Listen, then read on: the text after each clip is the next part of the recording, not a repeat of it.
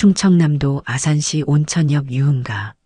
춥고 어두운 밤거리는 화려한 네온 사인으로 가득했습니다. 이곳은 낮과 밤의 얼굴이 완전히 달랐죠. 낮에는 평범한 상가 거리였지만 해가 지고 나면 온갖 유흥주점의 간판이 하나둘 불을 밝히며 다른 세상으로 변모했습니다. 술에 취한 사람들이 비틀거리며 오가고 카바레와 룸살롱의 호객행위가 끊이지 않는 곳. 화려함 속에 숨겨진 어두운 질서가 존재하는 거리였습니다. 그런 유흥가 한복판, 특히 인적이 가장 많은 교차로 모퉁이에 낯선 간판이 들어섰어요. 빨간 글씨로 쓰인 성태순 대국밥이라는 글자가 밤거리를 환하게 밝혔습니다. 주변의 화려한 간판들 사이에서 수수한 느낌이었지만 묘하게 시선을 끄는 무언가가 있었죠. 박성태는 80살에서 20살을 뺀 나이 60의 나이에 아산에 새로운 시작을 찾아왔습니다.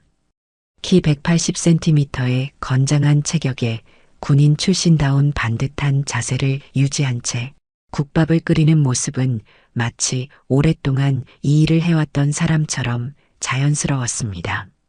누구도 그가 해병대 특수부대 출신이라는 사실을 알지 못했고 박성태 역시 그런 과거를 굳이 말하지 않았어요. 그저 조용히 국밥을 끓이며 살아가려 했을 뿐입니다. 아니, 여기 이런 데가 생겼네? 국밥집이라. 해장하기 딱 좋겠는데? 술에 취한 손님 하나가 문을 열고 들어왔습니다. 박성태는 묵묵히 고개를 끄덕이며 맞이했죠. 어서 오십시오. 자리에 앉으시면 곧 국밥 나옵니다. 박성태의 목소리는 낮고 묵직했어요. 수십 년간 군인으로 살아온 사람의 목소리였습니다. 손님은 흐린 눈으로 박성태를 한번 훑어보더니 구석자리에 앉았죠. 순대국밥 하나요. 근데 사장님, 여기 언제 오픈했어요? 처음 보는데. 일주일 전에 문을 열었습니다. 아직 손님이 많지는 않네요. 박성태는 말수가 적었습니다. 필요한 말만 하고 나머지는 국밥으로 대화하는 스타일이었죠. 그는 뚝배기에 뜨끈한 국물을 담아 손님 앞에 내려놓았습니다. 여기 순대국밥 나왔습니다. 천천히 드시고 양념은 기호에 맞게 넣으세요. 손님은 한 숟가락을 떠먹더니 눈을 크게 떴어요. 와, 이거 진짜 맛있네요. 사장님, 어디서 장사하셨어요? 국물이 진하고 깊은 맛이? 박성태는 미소만 지었습니다. 사실 그는 군 생활 30년 동안 부대원들을 위해 종종 해장국을 끓여주던 사람이었어요. 특수부대원들의 강도 높은 훈련 후 그가 끓여주는 국밥 한 그릇은 천국과도 같았습니다. 그때의 비법을 그대로 가져온 거였죠. 그냥 오랫동안 끓여봤습니다. 맛있게 드셔주셔서 고맙습니다. 박성태의 목표는 단순했어요. 유흥가에서 술을 마시고 나온 사람들이 해장할 수 있는 곳, 따뜻한 한 끼를 제공하는 것이었습니다. 더 이상의 욕심은 없었죠. 군 생활을 마치고 받은 퇴직금으로 조용히 장사하며 남은 인생을 보내려 했을 뿐이에요. 하지만 그가 몰랐던 것이 있었습니다. 이곳 아산 유흥가는 그저 평범한 상권이 아니었어요. 이 거리는 천산파라는 지역 조직 폭력배들이 장악한 곳이었습니다. 모든 가게는 그들의 눈에 보이지 않는 룰을 따르고 있었죠. 그리고 박성태는 그 사실을 전혀 알지 못한 채 자신도 모르게 그들의 질서에 도전장을 내밀게 된 것이었습니다. 맛있게 먹었습니다. 내일도 올게요, 사장님. 첫 손님이 만족스러운 표정으로 가게를 나섰습니다. 박성태는 조용히 그릇을 치우며 생각했어요. 천천히 한 발짝씩 나아가자. 하지만 그는 곧 자신이 상상도 못했던 소용돌이에 휘말리게 될 거라는 사실을 알지 못했습니다. 아산 유흥가의 아침은 조용했습니다. 박성태는 6시에 일어나 가게를 정리하고 장을 보러 나갔어요. 시장에서 신선한 순대와 고기, 각종 야채를 구입하며 오늘의 국밥을 준비했습니다. 그의 하루는 단순했지만 충실했죠. 오전 11시부터 새벽 3시까지 술에 취한 손님들이 찾아올 때마다 따뜻한 국밥 한 그릇을 내놓는 일이었어요. 사장님, 이 동네 처음이시죠? 채소를 파는 아주머니가 물었습니다. 박성태는 고개를 끄덕였어요. 네, 한 달 전에 이사 왔습니다. 순대국밥집을 열었어요. 어디예요? 온천역 교차로 코너요. 아주머니의 표정이 미묘하게 변했습니다. 걱정스러운 기색이 역력했어요. 거기는 조심하셔야 해요. 다른 말은 못하겠지만 박성태는 의아했지만 더 이상 묻지 않았습니다.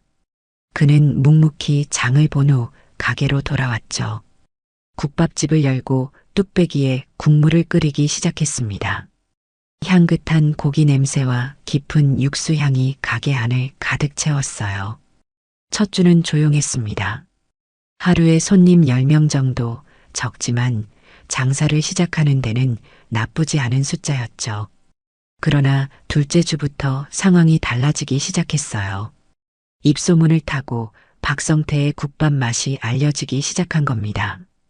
여기 순대국밥집 개쩐다. 국물 맛이 진짜 끝내주더라. 말 들었어. 해장으로 딱이라던데.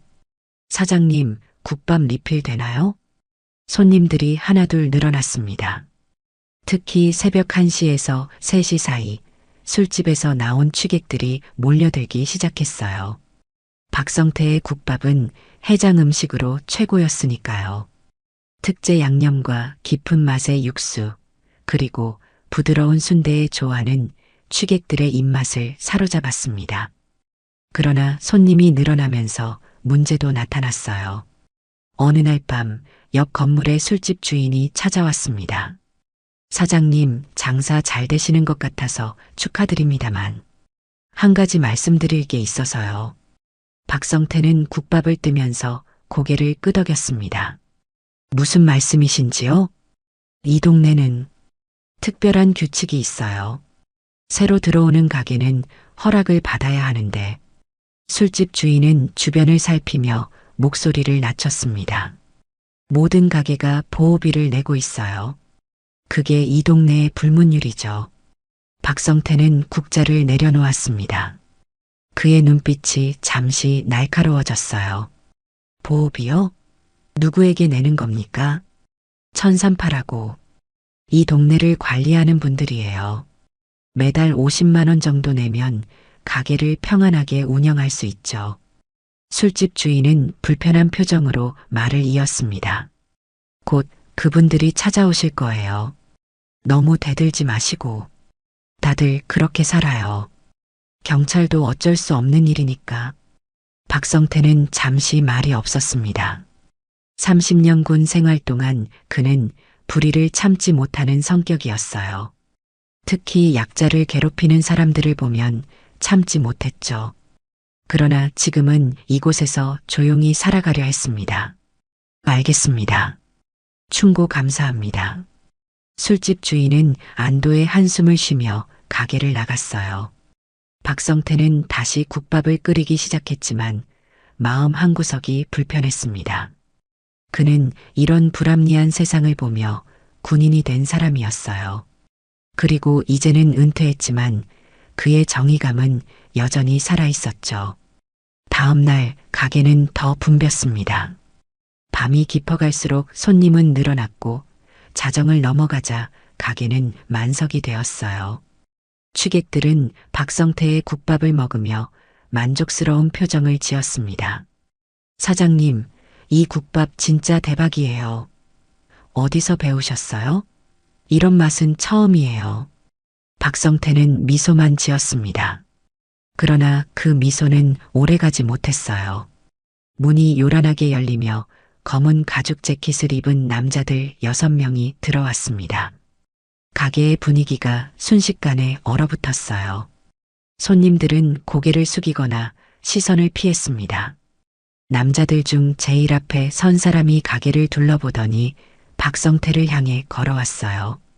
50살 정도로 보이는 그 남자는 날카로운 눈빛과 얼굴에 난 칼자국이 특징적이었습니다.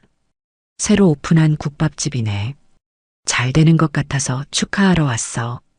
남자의 목소리는 부드러웠지만 그 안에 숨겨진 위협은 명백했어요. 손님들은 하나둘 자리를 떠나기 시작했습니다. 천산파 행동대장 강태진입니다. 사장님과 잠시 대화 좀 나눌까 하는데 박성태는 국자를 들고 있는 손에 힘이 들어갔습니다. 강태진은 그런 박성태의 반응을 즐기는 듯 했어요. 우리 두목님이 인사 한번 나누고 싶다고 하시네요. 새로운 가게가 이렇게 잘 된다니 우리도 기쁘네요. 강태진의 말에는 숨겨진 의미가 있었습니다.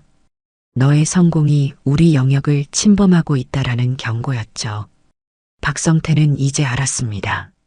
시장의 아주머니와 술집 주인이 왜 그런 말을 했는지를요. 국밥이나 한 그릇 드시겠습니까? 박성태의 단순한 대답에 강태진은 눈을 가늘게 떴습니다. 이런 반응은 처음이었어요. 대부분의 상인들은 두려움에 떨거나 애원하는 게 보통이었죠. 아니, 괜찮아요.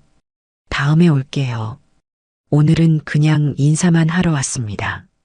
강태진은 부하들에게 눈짓했고 그들은 가게를 나갔습니다. 그러나 그의 마지막 말은 분명한 경고였어요. 곧 다시 뵙겠습니다, 사장님. 문이 닫히고 가게는 다시 조용해졌습니다. 남은 손님들은 불안한 눈빛으로 박성태를 바라봤어요. 박성태는 아무 일도 없었다는 듯이 다시 국밥을 끓이기 시작했습니다. 하지만 그의 마음속에는 이미 폭풍이 일고 있었어요. 그는 알았습니다. 이제 조용한 은퇴 생활은 불가능하다는 것을요. 아산 유흥가의 뒷골목, 화려한 네온사인 너머에는 또 다른 세계가 있었습니다. 천산파의 아지트는 겉으로 보기에는 평범한 오피스텔이었지만 내부는 완전히 달랐어요. 호화로운 가구와 값비싼 미술품들이 즐비했고 장두환이라는 남자가 그곳의 중심에 있었습니다. 장두환은 50대 중반의 나이에도 불구하고 여전히 강인한 체격을 유지하고 있었습니다. 아산 유흥가를 장악한 폭력 조직 천산파의 보스로 이 지역에서는 그의 허락 없이는 어떤 사업도 시작할 수 없었죠. 그는 창가에 서서 유흥가의 불빛을 내려다보고 있었어요. 새로운 가게가 너무 잘 되네. 장두환의 목소리는 조용했지만 무게감이 있었습니다. 그 앞에 서 있던 강태진은 고개를 숙였어요. 네, 두목님. 성태순 대국밥이라는 곳입니다. 한 달 전에 오픈했는데 요즘 손님이 많이 늘었습니다. 근데 우리한텐 인사도 안 하고 보호비는? 장두환이 고개를 돌려 강태진을 쳐다봤습니다. 그의 눈빛에는 불쾌함이 역력했어요. 아직 납부하지 않고 있습니다. 어제 처음 방문했지만 사장이 조금 특이한 분 같습니다. 특이하다고? 어떻게? 보통 사람들처럼 두려워하지 않았습니다. 마치 우리를 전혀 두려워하지 않는 듯한. 장두환은 담배를 집어들었습니다. 천천히 불을 붙이며 깊게 한 모금 빨았어요. 강태진, 너 해병대 출신이지? 그 사장도 군인 출신인가? 확실하진 않습니다만 그럴 가능성이 있어 보입니다. 자세와 태도가 예사롭지 않았습니다. 장두환은 창가로 다시 돌아가 담배 연기를 내뿜었습니다. 내일 방문해서 확실히 하라. 이 동네는 우리 구역이다. 누구든 룰을 따라야 해. 강태진은 고개를 끄덕였습니다. 그러나 마음 한편으로는 불안함이 일었어요. 국밥집 사장의 눈빛에서 본 무언가가 그를 불편하게 만들었습니다. 그것은 두려움이 아닌 오히려 강한 의지와 경험이 묻어나는 눈빛이었죠. 다음 날 밤 강태진은 부하 10명을 이끌고 성태순 대국밥을 찾았습니다. 자정이 가까워오는 시간 가게는 손님들로 붐볐어요. 그들은 가게 앞을 막아서며 들어오려는 손님들을 돌려보냈습니다. 오늘은 영업 안 해요. 돌아가세요. 사람들은 그들의 검은 가죽 재킷과 험상궂은 얼굴을 보고는 재빨리 발길을 돌렸어요. 강태진과 그의 부하들은 가게 안으로 들어갔습니다. 이미 자리에 앉아있던 손님들은 불안한 기색이 역력했어요. 계산하고 나가주세요. 가게 문 닫습니다. 강태진의 말에 손님들은 서둘러 돈을 내고 나갔습니다. 금세 가게 안에는 박성태와 천산파 조직원들만 남았어요. 자, 이제 우리끼리 이야기할 수 있겠네. 강태진은 중앙 테이블에 앉았습니다. 그의 부하들은 가게 곳곳에 자리 잡았어요. 강태진은 소주 한 병을 꺼내 잔을 채웠습니다. 사장님, 이 동네 룰을 모르시나 봐요. 박성태는 조용히 주방에서 나와 강태진 앞에 섰습니다. 그의 표정은 여전히 담담했어요. 무슨 룰 말입니까? 이 동네는 우리 천산파가 관리하는 구역입니다. 모든 가게는 보호비를 내야 해요. 한 달에 50만 원, 크게 부담되는 금액은 아니죠? 박성태는 잠시 생각에 잠겼습니다. 그는 자신이 단순히 국밥집을 열고 조용히 살려 했을 뿐인데 이런 상황에 처하게 될 줄은 몰랐어요. 하지만 그는 30년간 해병대 특수부대에서 불의에 맞서 싸워온 사람이었습니다. 국밥 드시러 오신 겁니까? 아니면 나가주시겠습니까? 박성태의 차분한 목소리에 가게 안의 공기가 긴장감으로 가득 찼습니다. 강태진은 소주잔을 내려놓았어요. 사장님, 오해하지 마세요. 우리는 당신을 보호하러 온 겁니다. 이 동네는 위험해요. 술 취한 사람들, 깡패들. 누가 가게를 부수러 올지 모르죠.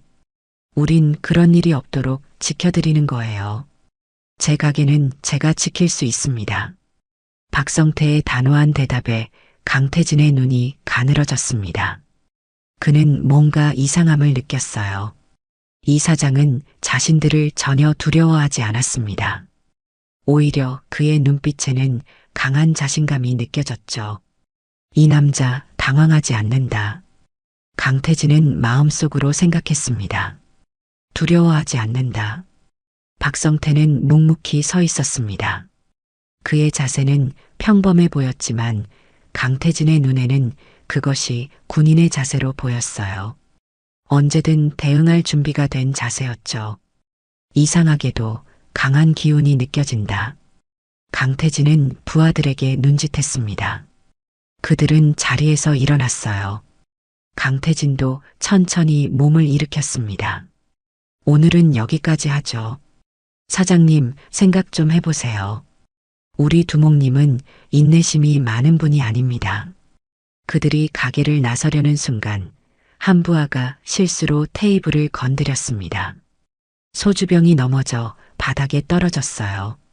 깨진 유리 조각이 사방으로 튀었죠. 아, 미안합니다. 부하는 겉으로는 사과했지만 그의 눈빛은 전혀 미안해 보이지 않았습니다. 오히려 일부러 그런 듯한 뉘앙스였어요. 박성태는 말없이 빗자루를 들고 유리 조각을 쓸기 시작했습니다. 강태진은 마지막으로 한 번 더 박성태를 쳐다봤습니다. 그는 확신했어요. 이 사람은 보통 사람이 아니라는 것을. 강태진은 부하들에게 일단 철수하자고 지시했습니다. 가자. 가게 문이 닫히고 박성태는 혼자 남았습니다. 그는 깨진 유리 조각을 정리하며 생각에 잠겼어요.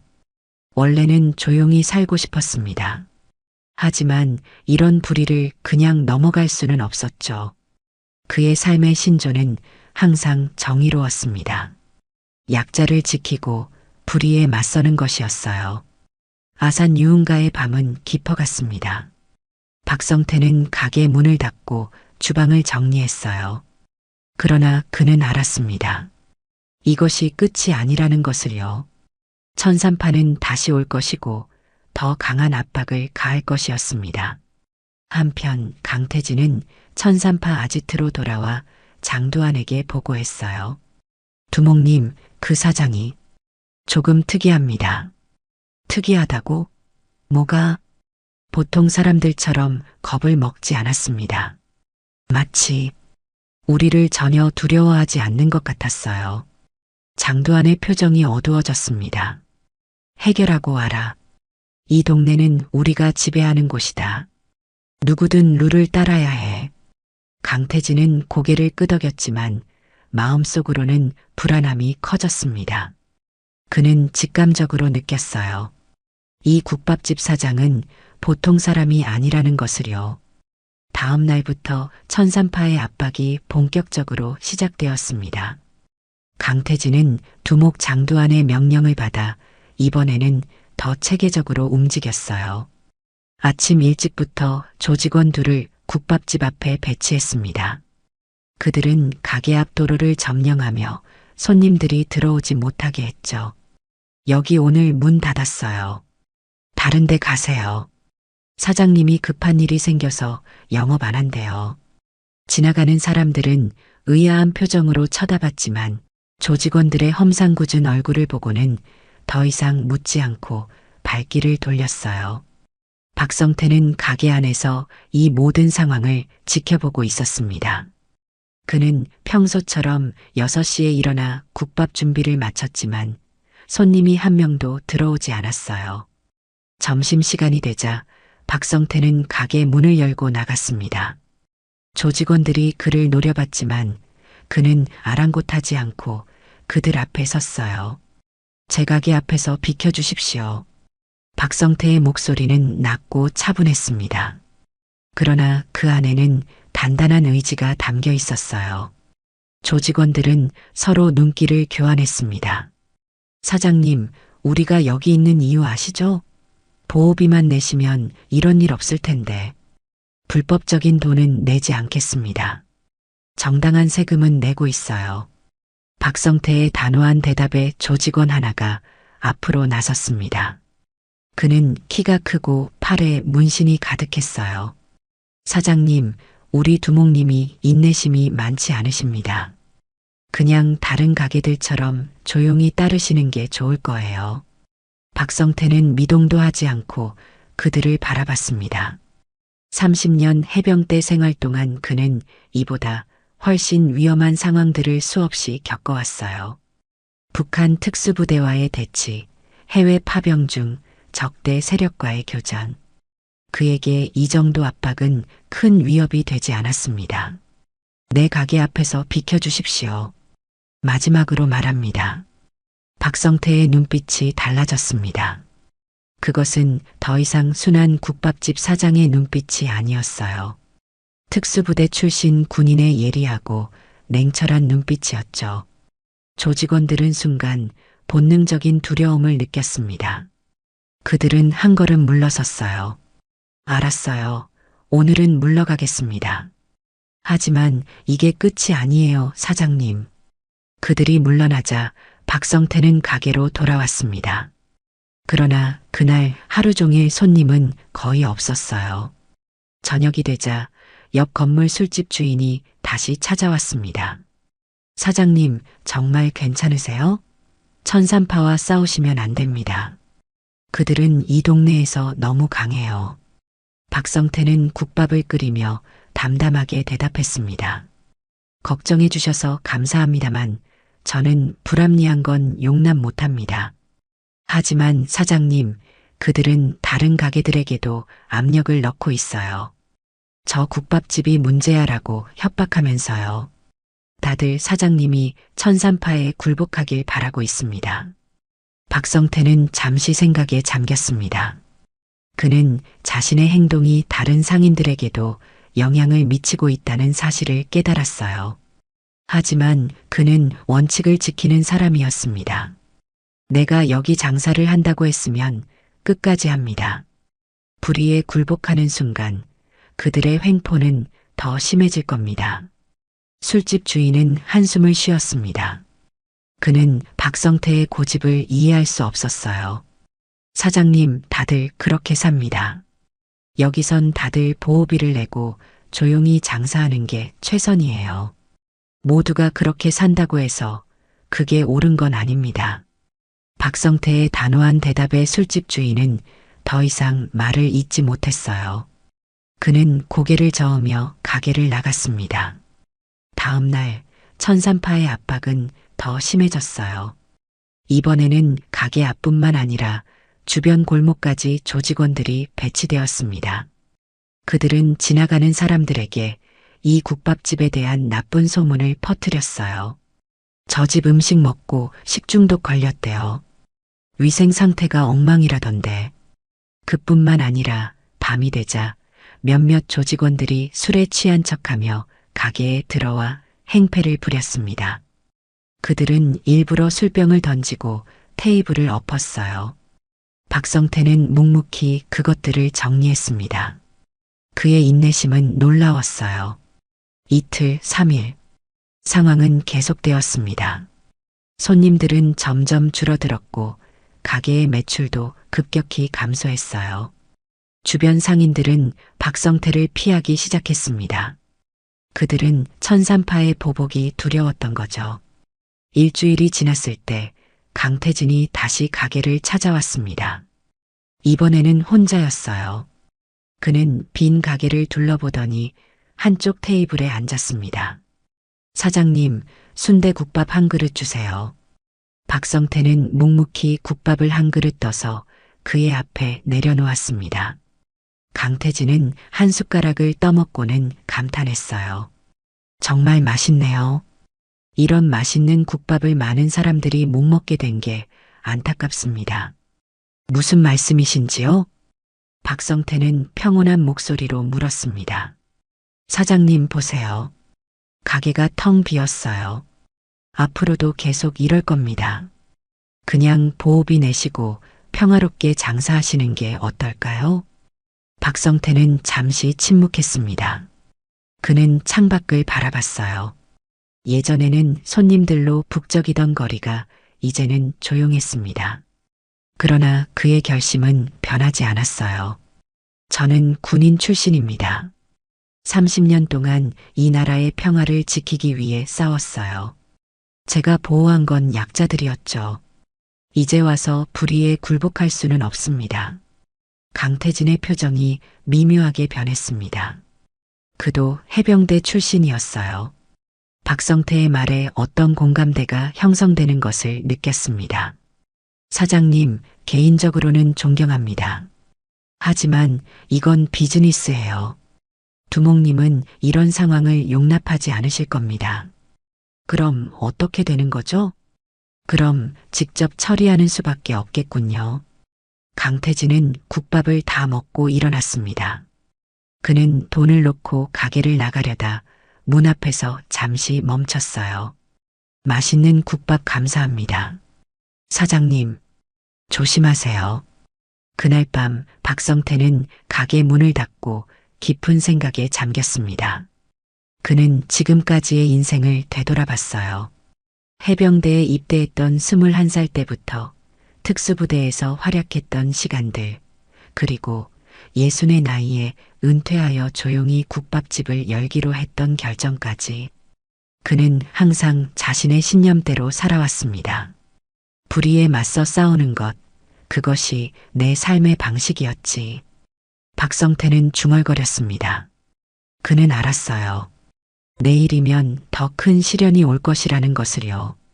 하지만 그는 준비되어 있었습니다. 그가 해병대 특수부대의 호랑이 교관으로 불렸던 이유는 단순히 강해서가 아니었어요. 그것은 굴하지 않는 의지와 원칙을 지키는 강인함 때문이었습니다. 박성태는 주방으로 가서 내일을 위한 국밥 재료를 준비했습니다. 그는 포기하지 않을 것이었어요. 어떤 압박이 와도 그는 자신의 방식대로 살아갈 것이었습니다. 아산 유흥가의 분위기가 심상치 않았습니다.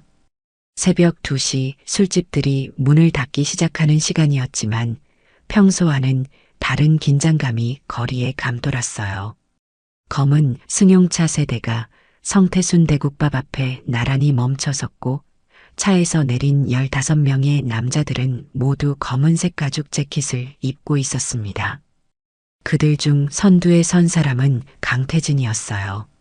그는 지난 일주일간 박성태의 국밥집을 압박했지만 별다른 성과를 얻지 못했습니다. 장두환은 더 이상 기다리지 않겠다며 오늘 밤에 이 문제를 해결하라고 명령했어요. 자, 들어가자.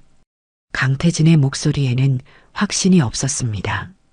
그는 왜인지 모를 불안감에 사로잡혀 있었어요. 지난 며칠간 그는 박성태라는 사람에 대해 조사했습니다. 하지만 어떤 정보도 얻지 못했어요. 박성태의 과거는 마치 존재하지 않는 것처럼 깔끔하게 지워져 있었습니다. 조직원들은 가게 문을 열고 들어갔습니다. 이른 새벽이었지만 박성태는 여전히 가게에 있었어요. 그는 마치 그들이 올 것을 알고 있었다는 듯이 조용히 국밥을 끓이고 있었습니다. 사장, 이제 끝이야. 강태진의 부하 중 하나가 큰 소리로 말했어요. 그들은 가게 안으로 들어와 테이블과 의자를 발로 차며 위협적인 분위기를 조성했습니다. 오셨군요. 박성태는 평온한 목소리로 그들을 맞이했어요. 그는 국자를 내려놓고 앞치마를 벗었습니다. 키 180cm의 건장한 체격이 드러났어요. 60의 나이에도 불구하고 그의 몸은 여전히 단단했습니다. 이제 대화는 끝났습니다. 두 가지 선택권이 있어요. 보호비를 내거나 아니면 가게를 접거나. 강태진이 앞으로 나섰습니다. 그의 눈에는 결의가 서려 있었어요. 그는 이번에는 반드시 임무를 완수해야 했습니다. 선택할 것이 없군요. 박성태의 대답은 단호했어요. 그는 한 발짝도 물러서지 않았습니다. 그럼 어쩔 수 없네요. 강태진이 손짓하자 2명의 부하가 앞으로 나섰습니다. 그들은 박성태의 멱살을 잡으려 했어요. 그 순간이었습니다. 박성태의 눈빛이 변했어요. 그것은 더 이상 평범한 국밥집 사장의 눈빛이 아니었습니다. 날카롭고 예리한 전장을 수없이 겪어온 군인의 눈빛이었어요. 박성태는 몸을 살짝 틀었습니다. 그의 움직임은 빠르고 정확했어요. 멱살을 잡으려던 부하의 손목을 잡아 꺾었고 부하는 고통에 신음하며 무릎을 꿇었습니다. 다른 한 명은 놀라 뒤로 물러섰어요. 뭐야 이거. 가게 안이 순식간에 얼어붙었습니다. 아무도 이런 상황을 예상하지 못했어요. 강태진은 앞으로 나서려다 멈췄습니다. 박성태의 눈빛에서 무언가를 보았기 때문이었어요. 그 눈빛은 어디선가 본 것 같았습니다. 모두 물러서. 강태진의 명령에 부하들은 의아한 표정을 지었지만 한 걸음 뒤로 물러섰어요. 강태진은 천천히 박성태에게 다가갔습니다. 그는 이 남자의 얼굴을 유심히 관찰했어요. 그리고 갑자기 그의 눈이 커지기 시작했습니다. 혹시 호랑이 교관님? 강태진의 목소리가 떨렸습니다. 박성태의 표정이 미묘하게 변했어요. 그는 강태진의 얼굴을 자세히 보았습니다. 강하사?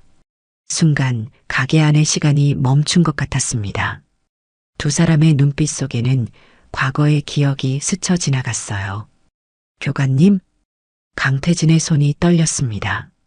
그는 눈앞의 사장을 보고 경악했어요.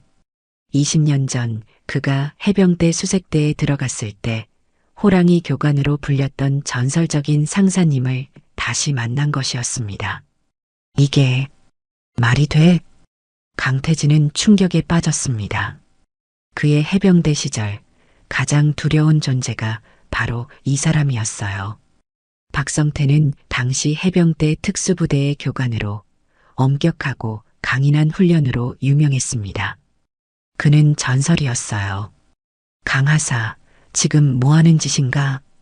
박성태의 목소리는 더 이상 국밥집 사장의 목소리가 아니었습니다. 그것은 훈련장에서 부하들을 호통치던 교관의 목소리였어요. 강태진은 본능적으로 몸을 곧게 폈습니다. 20년이 지났지만 그의 몸은 여전히 교관의 명령에 반응했어요. 죄송합니다, 교관님.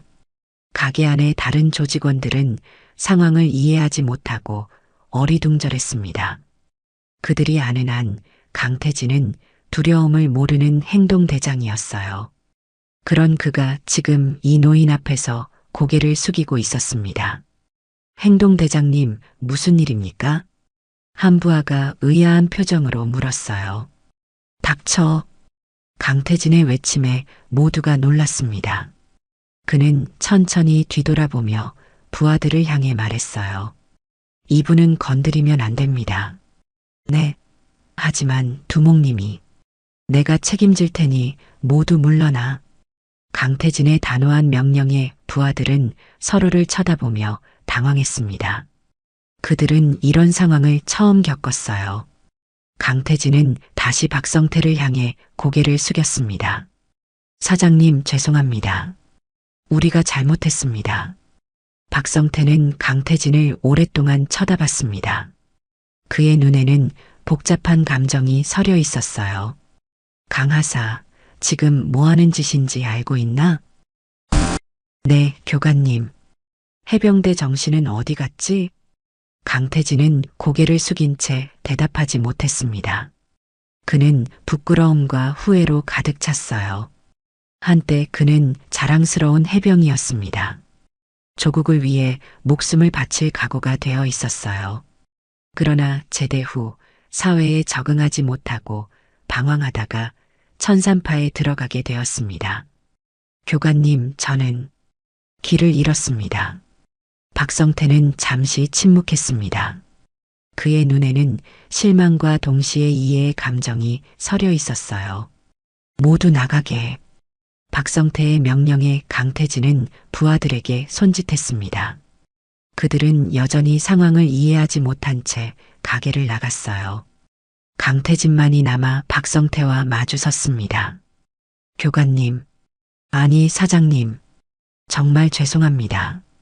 이런 일이 있을 줄은 몰랐습니다. 이게 지금 해병의 모습인가? 박성태의 질문에 강태진은 대답할 말을 찾지 못했습니다. 그는 부끄러움으로 고개를 숙였어요. 한번 해병은 영원한 해병이다. 잊었나? 박성태의 말에 강태진의 눈가가 붉어졌습니다. 그것은 그가 훈련받을 때 매일 외쳤던 신조였어요. 그러나 사회에 나와 방황하는 동안 그 신조는 점점 희미해졌습니다. 이분은 우리가 함부로 할 수 있는 분이 아니다. 강태진은 마음속으로 생각했습니다. 그는 알았어요. 오늘 이 사건을 계기로 자신의 인생이 다시 한번 변하게 될 것이라는 것을요. 강태진은 천산파 아지트로 돌아와 장두환 앞에 무릎을 꿇었습니다. 그의 표정은 복잡했어요. 부하들은 멀찍이 서서 그를 쳐다보고 있었습니다. 그들의 눈에는 의문과 혼란이 가득했죠. 뭐라고? 임무를 수행하지 못했다고? 장두환의 목소리는 분노로 가득 차 있었습니다. 그는 자신의 명령이 이행되지 않은 것에 크게 화가 났어요. 죄송합니다, 두목님. 하지만 그 국밥집 사장은 특별한 분입니다. 강태진의 대답에 장두환의 눈이 가늘어졌어요. 특별하다고? 뭐가? 그분은 제가 해병대 시절 만났던 교관입니다. 호랑이 교관으로 불리며 특수부대에서 전설적인 존재였습니다. 장두환은 의자에서 일어나 강태진에게 다가갔습니다. 그의 눈에는 불신이 역력했어요. 그래서 과거의 인연 때문에 내 명령을 거부한다는 거냐? 두목님, 그분은 단순한 교관이 아닙니다. 우리나라 최고의 특수전 전문가 중 한 분이었어요. 만약 우리가 그분을 건드린다면 강태진의 말에 장두환은 비웃었습니다. 그는 자신의 권력과 영향력을 너무 믿고 있었어요. 그래서 그런 노인네가 우리 천삼파를 어떻게 한다는 거야? 난 아산시 전체를 움직이는 사람이다. 장두환의 자만심은 하늘을 찔렀습니다. 그는 강태진의 어깨를 발로 밀쳤어요. 내일 다시 가서 그 가게를 부숴버려. 아니면 넌 더 이상 천삼파의 행동대장이 아니다. 강태진은 고개를 숙인 채 대답하지 않았습니다. 그의 마음속에는 이미 결정이 내려져 있었어요. 그는 장두환의 명령을 따를 수 없었습니다. 박성태 교관님은 그가 인생에서 가장 존경했던 사람이었어요. 그리고 그는 알았습니다. 이 결정이 자신의 천삼파 생활에 종지부를 찍게 될 것이라는 것을요. 다음 날 아침 성태순 대국밥은 평소처럼 문을 열었습니다. 박성태는 어제의 일이 있었음에도 변함없이 국밥을 준비했어요. 그는 자신의 일상을 바꾸지 않았습니다. 변한 것이 있다면 주변 상인들의 시선이었죠. 그들은 어젯밤 일어난 일을 소문으로 들었고 박성태를 바라보는 눈빛이 달라졌어요. 사장님, 정말 천삼파를 물리치셨다면서요? 옆 건물 분식집 아주머니가 조심스레 물었습니다. 박성태는 미소만 지었어요. 아닙니다. 그저 오해가 있었을 뿐이죠. 하지만 그들이 모두 도망갔다고 하던데. 박성태는 더 이상의 질문을 받지 않기 위해 주방으로 들어갔습니다. 그는 과거의 영광이나 명성을 좋아하지 않았어요. 그저 조용히 국밥을 끓이며 살고 싶었을 뿐입니다. 오전 11시 가게 문이 열렸습니다. 강태진이 혼자 들어왔어요. 그는 더 이상 검은 가죽 재킷을 입고 있지 않았습니다. 대신 단정한 셔츠와 청바지 차림이었어요. 어서 오세요. 박성태는 그를 평범한 손님처럼 맞이했습니다. 강태진은 조심스럽게 카운터 앞에 섰어요. 교관님, 아니 사장님, 말씀드릴 것이 있습니다. 뭔가, 천삼파를 나왔습니다. 박성태의 표정이 미묘하게 변했어요. 그는 강태진을 자세히 살펴봤습니다. 왜? 교관님을 다시 뵙고 깨달았습니다. 제가 가야 할 길이 아니었다는 것을요. 강태진의 목소리에는 진심이 담겨 있었습니다. 박성태는 한동안 그를 쳐다보더니 고개를 끄덕였어요. 그래, 앉게. 국밥 한 그릇 먹고 가지. 강태진은 감사의 표정으로 자리에 앉았습니다. 박성태는 국밥 한 그릇을 떠서 그 앞에 내려놓았어요. 강하사, 인생은 언제든 다시 시작할 수 있네. 내가 60의 나이에 국밥집을 연 것처럼 말이야. 박성태의 말에 강태진의 눈가가 붉어졌습니다. 그는 20년 만에 다시 올바른 길을 찾은 기분이었어요. 사장님 조심하세요. 장두환은 이대로 물러나지 않을 겁니다. 걱정 말게. 난 내 국밥이나 끓일 뿐이야. 박성태의 담담한 대답에 강태진은 미소 지었습니다. 그는 이제 알았어요. 왜 호랑이 교관이 두려움의 대상이면서도 존경의 대상이었는지를요. 그것은 바로 흔들리지 않는 강인함과 정의로움 때문이었습니다. 강태진이 떠난 후 가게는 평소보다 손님이 많아졌어요. 소문은 빠르게 퍼졌습니다. 천삼파도 건드리지 못하는 국밥집 사장이라는 소문이었죠. 사람들은 호기심에 또는 그 맛있다는 국밥을 먹기 위해 찾아왔습니다. 사장님, 정말 전직 특수부대세요? 저기 사장님, 무술을 배울 수 있을까요? 박성태는 모든 질문에 미소로 답했습니다. 그는 과거를 이야기하는 것을 좋아하지 않았어요. 그저 지금 이 순간 맛있는 국밥을 만드는데 집중할 뿐이었습니다. 저녁이 되자 천삼파 조직원들 몇 명이 가게 앞에 나타났습니다. 그러나 그들은 더 이상 위협적인 태도를 보이지 않았어요. 오히려 조심스럽게 거리를 두고 가게를 관찰하고 있었죠. 그들의 눈에는 경외심과 두려움이 섞여 있었습니다. 저 사람이 진짜 호랑이 교관이래. 행동대장이 갑자기 사과를 하다니 대체 저 사람 누구야? 조직원들은 혼란스러워했습니다. 그들은 지시를 받고 왔지만 강태진의 갑작스러운 태도, 변화와 가게, 사장에 대한 소문을 듣고 당황한 상태였어요. 그날 밤 장두환은 자신의 아지트에서 분노의 차 물건들을 던지고 있었습니다. 그는 강태진의 배신과 계획의 실패에 크게 화가 났어요. 감히 나를 거역해.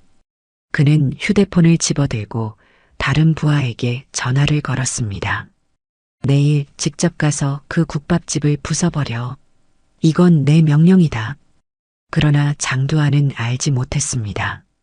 이미 그의 조직 내부에서 변화의 바람이 불기 시작했다는 것을요. 강태진의 결정은 다른 조직원들에게도 영향을 미치고 있었습니다. 특히 과거 군 복무를 한 조직원들은 호랑이 교관의 전설을 알고 있었고 그를 함부로 대할 수 없다는 것을 깨닫기 시작했어요. 한편 박성태는 평소처럼 가게 문을 닫고 주방을 정리하고 있었습니다. 그는 내일이 어떻게 될지 걱정하지 않았어요. 그는 30년 군 생활 동안 수많은 위기를 겪어왔고 항상 자신의 신념대로 행동해 왔습니다. 내일도 다르지 않을 것이었어요. 그날 밤 아산 유흥가의 분위기가 미묘하게 변했습니다. 천산파의 조직원들은 더 이상 거리를 활보하지 않았어요. 그들은 마치 무언가를 기다리는 듯한 조용한 긴장감 속에 있었습니다. 상인들은 이런 변화를 감지하고 의아해했어요. 20년간 이어져 온 천산파의 지배가 흔들리기 시작한 것이었습니다. 다음 날 아침 아산 유흥가는 평소와 다른 분위기로 하루를 시작했습니다.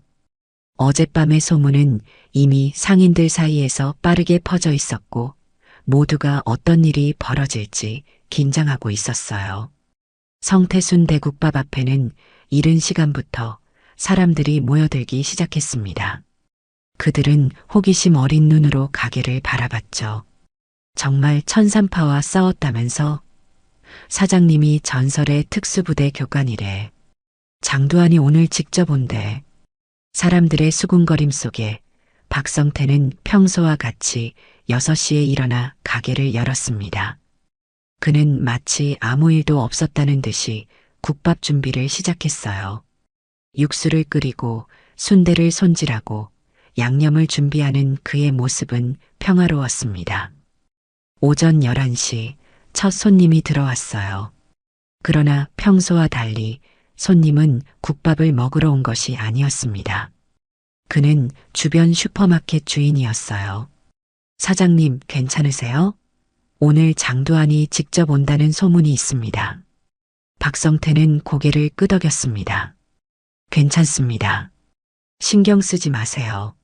하지만 사장님, 장두환은 이 동네에서 20년간 아무도 건드리지 못한 사람입니다. 경찰도 정치인도 그를 건드리지 못했어요. 국밥 한 그릇 드시겠습니까? 박성태의 단순한 대답에 슈퍼마켓 주인은 더 이상 말을 잇지 못했습니다. 그는 한숨을 쉬며 가게를 나갔어요. 시간이 흐르며 가게 주변에는 점점 더 많은 사람들이 모여들었습니다. 상인들, 주민들, 그리고 호기심 많은 구경꾼들까지. 그들은 모두 무슨 일이 벌어질지 지켜보기 위해 왔어요. 천산파의 지배에 누군가 도전장을 내민 것은 처음이었습니다. 정오가 되자 검은색 고급 승용차 세대가 가게 앞에 멈춰 섰습니다. 차에서 내린 사람들은 모두 정장을 입고 있었어요. 그 중앙에 있는 사람이 바로 장두환이었습니다. 50대 중반의 나이에도 불구하고 그의 체격은 여전히 강인했고 눈빛은 날카로웠어요. 장두환은 주변을 둘러보았습니다. 모여든 사람들이 그를 보고 한 걸음 물러섰어요. 그의 위압감은 대단했습니다. 그는 천천히 가게 안으로 들어갔어요. 그 뒤를 10명의 부하들이 따랐습니다. 가게 안에는 이미 몇몇 손님들이 국밥을 먹고 있었습니다. 그들은 장두한 일행이 들어오자 서둘러 자리를 떴어요. 순식간에 가게는 텅 비었고 오직 박성태와 천산파 사람들만 남았습니다. 박성태라고 하던가. 장두한의 목소리는 낮고 깊었어요. 그는 가게를 둘러보더니 중앙 테이블에 앉았습니다. 네, 저입니다. 박성태는 조용히 대답했어요. 그는 여전히 국밥을 끓이고 있었습니다. 내가 누군지 알겠나? 천산파 두목 장두한이라고 들었습니다. 박성태의 담담한 대답에 장두한은 냉소를 지었어요. 그래, 나는 이 동네를 20년간 통치해온 사람이다. 내 허락 없이는 어떤 사업도 여기서 시작할 수 없어. 국밥 한 그릇 드시겠습니까? 박성태의 단순한 질문에 장두한은 잠시 당황했습니다. 그는 이런 반응을 예상하지 못했어요. 지금 내 말이 농담으로 들리나? 이 가게를 당장 접지 않으면 국밥 한 그릇 드시겠습니까? 박성태는 다시 한번 같은 질문을 했습니다. 그의 눈빛은 흔들림이 없었어요. 장두한은 화가 치밀어 올랐습니다. 그는 테이블을 내리쳤어요. 감히 나를 무시해. 그 순간 가게 문이 열렸습니다. 강태진이 들어왔어요. 그는 더 이상 천산파의 행동대장이 아니었지만 그의 존재감은 여전했습니다. 장두한은 강태진을 보고 눈을 크게 떴어요. 너, 감히 여기에 온 거냐? 강태진은 말없이 박성태 옆에 섰습니다. 그의 눈에는 더 이상 혼란이 없었어요. 그것은 다시 찾은 자신감과 결의로 가득 찬 눈빛이었습니다. 두목님, 이제 그만두십시오. 이분은 우리가 건드릴 수 있는 분이 아닙니다. 장두한은 비웃었습니다. 내가 감히 나에게 명령해? 내가 너를 이 자리까지 올려준 사람이다. 이분은 제가 해병대 시절 만났던 호랑이 교관입니다. 우리나라 특수부대의 전설적인 존재요. 그분을 건드리는 것은 닥쳐. 내가 그런 걸 신경 쓸 것 같아? 장두한은 부하들에게 손짓했습니다. 이 가게를 부숴버려. 그리고 이 노인을 끌고 가. 그러나 놀랍게도 아무도 움직이지 않았어요. 부하들은 서로를 쳐다보며 망설였습니다. 강태진의 말은 그들에게도 영향을 미쳤어요. 과거 군 복무를 했던 부하들은 호랑이 교관의 전설을 알고 있었고 다른 부하들은 강태진이 이렇게까지 하는 이유가 있을 것이라 생각했습니다. 뭐야, 감히 내 명령을 거역해? 장두한은 분노로 얼굴이 붉어졌습니다. 그는 직접 앞으로 나섰어요. 그럼 내가 직접 처리하겠어. 장두한이 주먹을 들어 올렸습니다. 그 순간 박성태의 눈빛이 변했어요. 그것은 더 이상 평범한 국밥집 사장의 눈빛이 아니었습니다. 특수부대 교관으로서 수십 년의 경험이 담긴 예리한 눈빛이었어요. 박성태의 움직임은 빠르고 정확했습니다.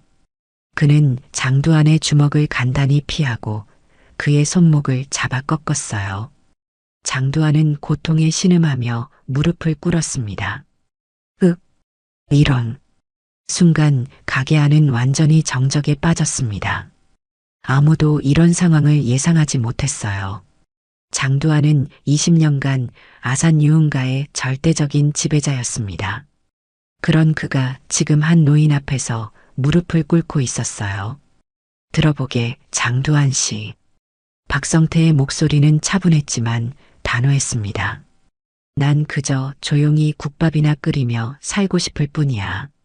더 이상 나와 내 가게를 괴롭히지 말게. 그는 장두한의 손목을 놓아주었어요. 장두한은 비틀거리며 일어났습니다. 그의 얼굴은 분노와 당혹감으로 일그러졌어요. 이게 끝이 아니다. 내가 반드시. 그의 말은 끝나지 않았습니다. 가게 밖에서 갑자기 소란이 일어났어요. 누군가 소리쳤습니다. 경찰이다. 모두 움직이지 마. 순간 장두한의 얼굴이 백지장처럼 변했습니다. 가게 밖으로 보니 경찰차 여러 대가 도착해 있었고 경찰들이 가게를 포위하고 있었어요. 장두환 씨, 당신을 체포합니다. 갈취, 폭행, 협박 등 여러 혐의로 수사 중입니다. 경찰 간부가 들어와 장두환에게 수갑을 채웠습니다. 장두환은 믿을 수 없다는 표정으로 주변을 둘러봤어요. 그는 자신이 이렇게 끝날 거라고 생각하지 못했습니다. 이게 무슨, 내가 언제. 경찰은 장두환과 그의 부하들을 모두 연행했습니다. 가게 밖에 모여있던 사람들은 이 광경을 보고 환호성을 질렀어요. 20년간의 지배가 끝나는 순간이었습니다. 강태진은 박성태에게 고개를 숙였습니다. 교관님, 아니 사장님, 어제 경찰에 신고했습니다. 천산파의 모든 불법 행위에 대해. 박성태는 미소 지었어요. 잘했네, 강하사. 이제 진짜 해병답게 살아가게. 강태진의 눈가가 붉어졌습니다. 그는 오랜만에 진정한 자신을 찾은 느낌이었어요. 네, 사장님. 앞으로는 바르게 살겠습니다. 경찰과 천산파 사람들이 모두 떠나고 가게는 다시 조용해졌습니다. 박성태는 묵묵히 주방으로 돌아가 국밥을 끓이기 시작했어요. 그에게 있어 이 모든 일은 그저 하나의 작은 에피소드일 뿐이었습니다. 그는 여전히 그저 국밥을 끓이는 사람이었어요. 가게 밖에서는 사람들이 박성태를 영웅처럼 바라봤지만 그는 그저 조용히 국밥을 끓이고 있었습니다. 이것이 바로 호랑이 교관의 진정한 강인함이었어요. 화려한 영광이나 명성보다는 자신의 일을 묵묵히 해내는 것. 그것이 박성태의 방식이었습니다. 장두환의 체포 소식은 아산시 전체에 충격파를 일으켰습니다. 20년간 유흥가를 장악했던 천산파의 붕괴는 누구도 예상하지 못했던 일이었어요. 경찰은 장두환뿐만 아니라 천산파의 주요 간부들을 모두 체포했고 그들의 불법 자금과 자산을 압류했습니다. 갑자기 아산 유흥가에는 새로운 공기가 흐르기 시작했죠. 그로부터 한 달이 지났습니다. 성태순 대국밥은 아산시에서 가장 유명한 가게가 되었어요. 전설적인 해병대 호랑이 교관이 운영하는 국밥집이라는 소문이 퍼지며 사람들은 그 맛뿐만 아니라 그 사연을 듣기 위해 전국에서 찾아왔습니다. 저기 계신 분이 진짜 특수부대 교관이셨대. 천산파를 혼자서 물리쳤다던데. 국밥 맛이 진짜 대박이라더라. 손님들의 수군거림 속에서도 박성태는 변함없이 국밥을 끓였습니다. 그는 자신에 대한 소문이나 관심에 전혀 신경 쓰지 않았어요. 그저 매일 아침 6시에 일어나 가게를 열고 최고의 국밥을 만들기 위해 노력할 뿐이었습니다. 어느 날 아침 강태진이 가게를 찾았어요. 그는 이제 청년센터에서 일하며 방황하는 청소년들을 돕고 있었습니다. 그의 눈빛은 예전과 달리 맑고 선명했어요. 사장님, 잘 지내셨습니까? 박성태는 미소를 지으며 고개를 끄덕였습니다.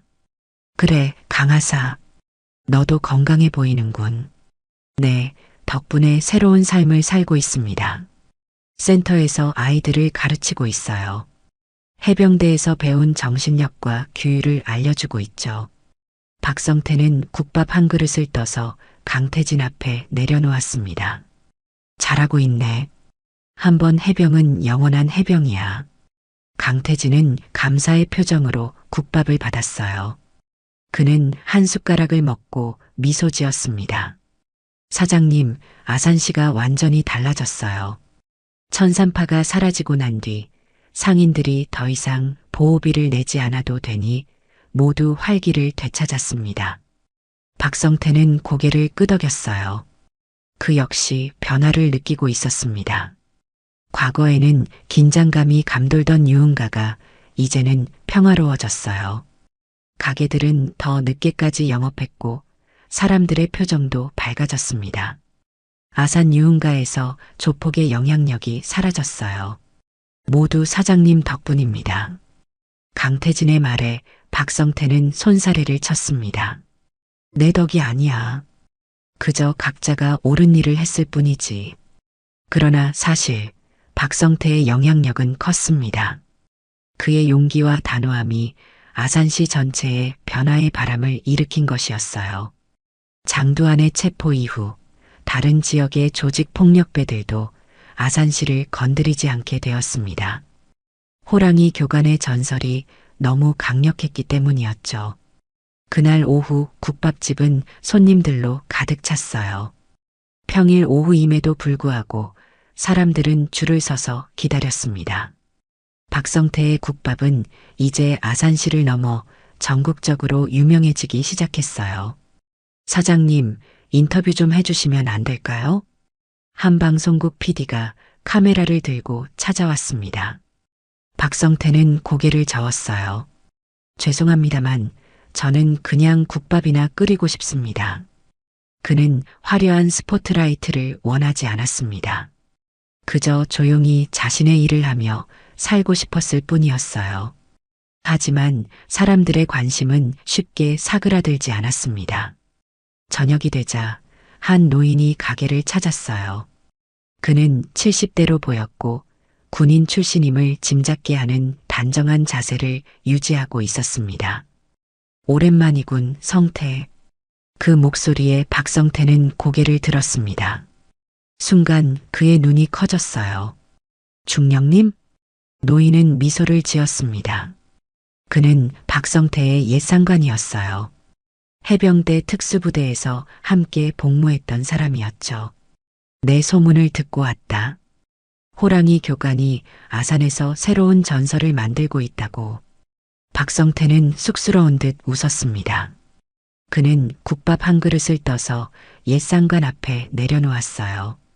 과장된 소문입니다. 저는 그저 국밥이나 끓이는 사람이에요.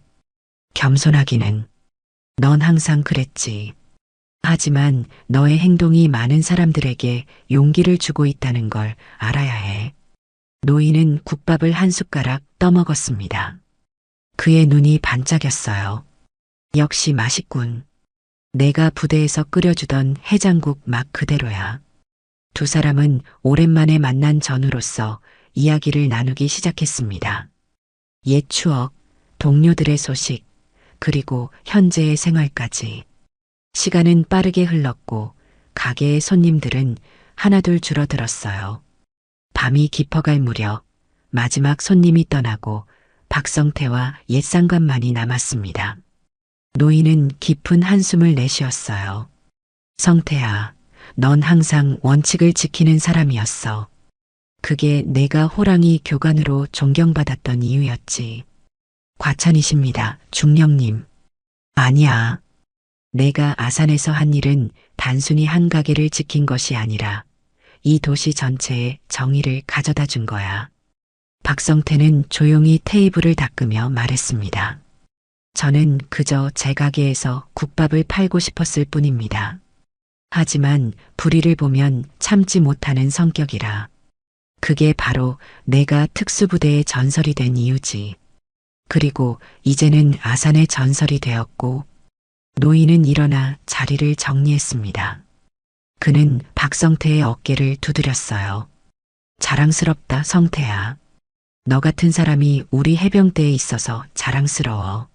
노인이 떠난 후 박성태는 혼자 가게를 정리했습니다.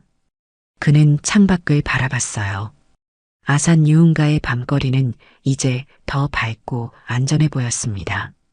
사람들은 두려움 없이 거리를 걸었고 가게들은 활기를 되찾았어요.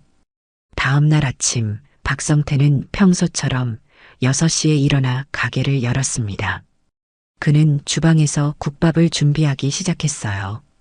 오늘도 그는 최고의 국밥을 만들기 위해 정성을 다할 것이었습니다. 오전 11시 가게 문이 열리고 첫 손님이 들어왔어요. 중년 여성이었습니다. 그녀는 조심스럽게 박성태에게 다가왔어요. 사장님, 이제 좀 편해지셨죠? 박성태는 미소를 지으며 국밥을 한 그릇 떠서 그녀 앞에 내려놓았습니다. 난 그냥 국밥이나 끓일 뿐입니다. 여성은 미소 지었고 박성태도 따뜻한 미소로 답했습니다. 그의 눈에는 평화로움이 서려 있었어요. 이제 그는 자신이 원하던 삶을 살고 있었습니다. 조용히 국밥을 끓이며 때로는 불의에 맞서 싸우는 그런 삶을요. 아산 유흥가의 새로운 전설, 성태순 대국밥집. 그곳에서는 여전히 맛있는 국밥 냄새가 골목을 가득 채우고 있었습니다. 그리고 그 안에는 호랑이 교관으로 불렸던 한 남자가 묵묵히 국밥을 끓이고 있었어요. 그의 전설은 이제 막 시작되고 있었습니다.